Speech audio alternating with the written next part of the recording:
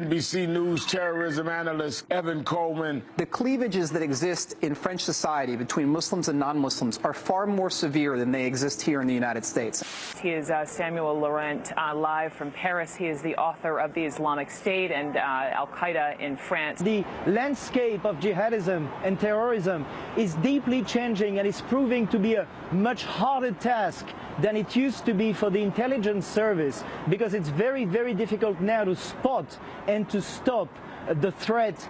Joining me now, terrorism expert Steve Emerson. Throughout Europe, Sean, you have no-go zones. When I was in Brussels a year ago, when I asked the police to take me to the Islamic zone or the Islamic community area, they refused. They say, we don't go there. This goes on in Belgium. This goes on in Sweden, in the Netherlands, in France. It goes on in Italy. I mean, it goes on throughout Europe. So there are no-go zones.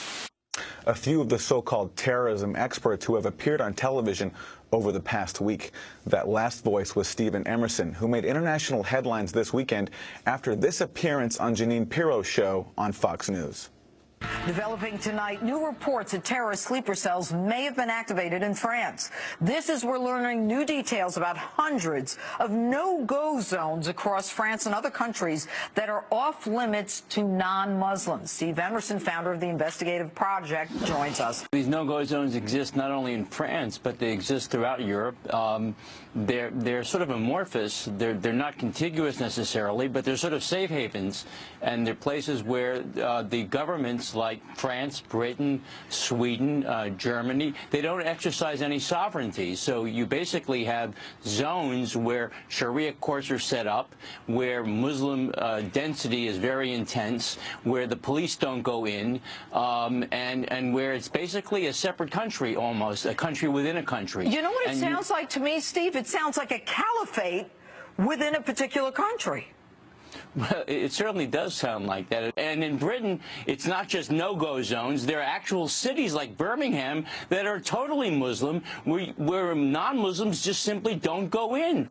Well, Steve Emerson claimed the British city of Birmingham was totally Muslim. It's, in fact, a predominantly Christian city. The concept of terrorism is a very widely debated concept all over the world, and there are incredibly divergent opinions, even about what terrorism is, about who it is who's perpetrating it, about how it is that you define it and understand it, and whether or not there's even a meaningful definition of the term at all. And yet you have all of these so-called terrorism experts employed by leading American television networks, all of them really, and on whom most establishment newspapers rely, who are called terrorism experts, and yet who are incredibly homogenous in their views because they spout the very homogenized American conception of all of those questions. It's an incredibly propagandized term. It's an incredibly propagandistic set of theories that they have, and that's really what these media outlets are doing, is they're masquerading pro-U.S. propaganda, pro-U.S. government propaganda,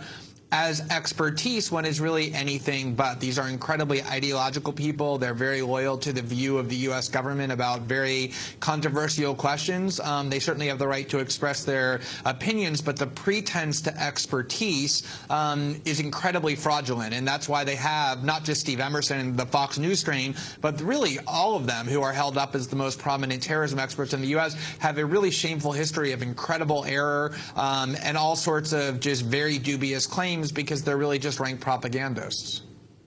And so, Glenn, what allows them to continue perpetuating these myths that you describe? What is the dynamic that allows this expert industry to keep going? Well, there are several aspects to it. I mean, one is the United States government obviously has an interest in making people believe that its very particular and self-serving views of terrorism are not subjective or debatable, but are in fact just objective expertise. And so they do all sorts of things to prop these people up. They give them contracts. They pay them lots of money to teach people inside the government about terrorism. Really, most disturbingly of all, they continuously call them as quote-unquote experts at terrorism trials. And all of these experts then dutifully march forth and say whatever the government wants about the Muslim defendants who are on trial, and help the government obtain conviction after conviction and get a lot of money in the process. Part of it is just the role that think tanks play in Washington, which is to lend this kind of intellectual artifice to whatever the government's policy is or whatever the government wants. And so you have a lot of them who work at think tanks like Brookings Institute, which employs Will McCants, who misled American media outlets into believing for a full day and then telling the world that the Anders Breivik attack in Norway was actually the work of a jihadist group. Even the more respectable ones are people who generally spout the conventional orthodoxies of the American government about terrorism, and therefore it's very much in the interest of the U.S. government and these media outlets to continue to depict them not as polemicists and highly opinionated, just participants in debates, but as actual academic experts, and that's where the fraudulent aspect comes in. So disciplining terror has a dual meaning. On the one hand, it refers to the attempts of states to get control over the problem of terrorism. On the other hand, it refers to the attempt to develop a discipline of terrorism studies, and that problematic field is the story that I'm telling in the book. And what's your assessment of the merits of this field in terms of its level of expertise and its seriousness? I mean, it's one of the conclusions I draw is that it's a very peculiar field in terms of fields of expertise, because there is no strict boundary around it. There is no control according to who can be an expert. There's no credentialing. And so you have people coming on TV who are just sort of spouting hysteria and not drawing on any real expert knowledge. And even those who are more serious in the field have no ability to regulate who gets called an expert.